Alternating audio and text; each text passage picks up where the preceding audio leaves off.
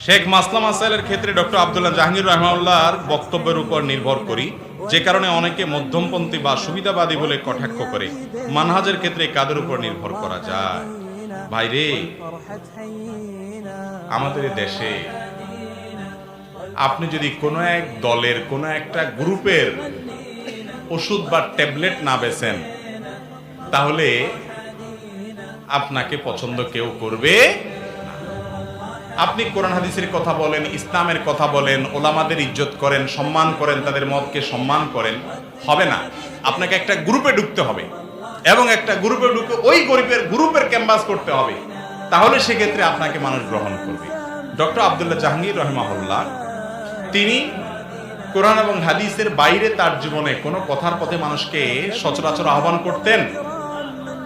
তো কোরআন হাদিসের দিকে আল্লাহর বান্দা আহ্বান করতেন, সেই আহ্বানটা যদি কারোর কাছে দোষণীয় মনে হয়, তাহলে বুঝতে হবে তার ট্রিটমেন্টের প্রয়োজন, তার চিকিৎসার প্রয়োজন। ঠিক না ভাই? ঠিক ভাইরে, সুবিধাবাদী, হ্যাঁ একটা কথা ঠিক বলছেন যে আব্দুল্লাহ জাহাঙ্গীর সাহেব রহমানুল্লাহকে যারা মহব্বত করেন তাদেরকে কিছুটা সুবিধাবাদী মনে হয়।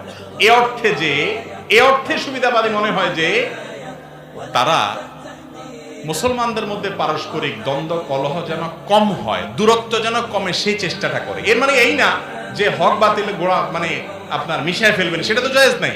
এর মানে হলো পরমত সহিষ্ণু থাকে না।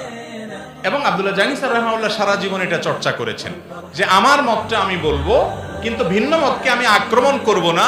স্যার রহমানুল্লাহ বলতেন কত সুন্দর করে, আল্লাহু আকবার, বলতেন কোন লোক বেদাতে লিপ্ত আছে, বেদাতে লিপ্ত মানুষটা তোমার শত্রু নয়, তোমার বিপদগ্রস্ত ভাই।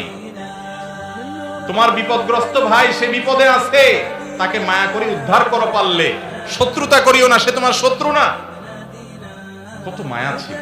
এখন আপনি যদি বলেন ও সুবিধাবাদী, আপনি বেদাতির কাছে ভালো থাকতে চাচ্ছেন, তাহলে এটা আপনি বলতে পারেন, আপনার বিবেকের কাছে আপনি প্রশ্ন রাখেন। আর ভাই, সবচেয়ে বড় কথা হলো কে সুবিধাবাদী কে ভালো মন্দ, এই মানুষের চর্চা করতে করতে আপনি দুনিয়া থেকে গেলেন। আল্লাহকে জিজ্ঞাসা করবে যে আব্দুল্লাহ জাহাঙ্গীরের মানহাজ কি বলো তো দেখি? জিজ্ঞাসা করবে? কবরে ফেরেশতারা জিজ্ঞাসা করবে আহমদুল্লাহর মানহাজ কি বলো, এই সাইফুল্লাহর ভেজাল কি কি আছে বলো? আল্লাহ এরকম কোন প্রশ্ন করবে? আল্লাহ বলবে তুমি কি নিয়ে আসছো? আপনি সেটা চিন্তা না করে মানুষকে নিয়ে চিন্তা করতেছেন। ইবলিস আপনাকে বিপদগামী করছে। হ্যাঁ, অবশ্যই আপনার কাছে যদি মনে হয় এর আদর্শ সঠিক নয়, আপনি বর্জন করবেন, আপনি অবশ্যই সঠিকটা গ্রহণ করবেন। কিন্তু অযথা মানুষকে নিয়ে খোঁচাখুচি করা, অন্যকে নিয়ে আলটানো মন্তব্য করা, এটা কোনো ভালো মানুষের চরিত্র না, শয়তান যেগুলোতে আমাদেরকে ব্যস্ত করে নিচ্ছে।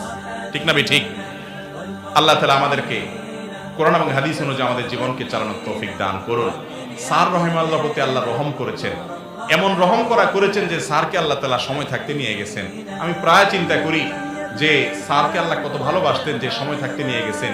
এত বছর যদি বেঁচে থাকতেন, কি পরিমাণ লাগালাগি যে স্যারের পিছনে হইতো।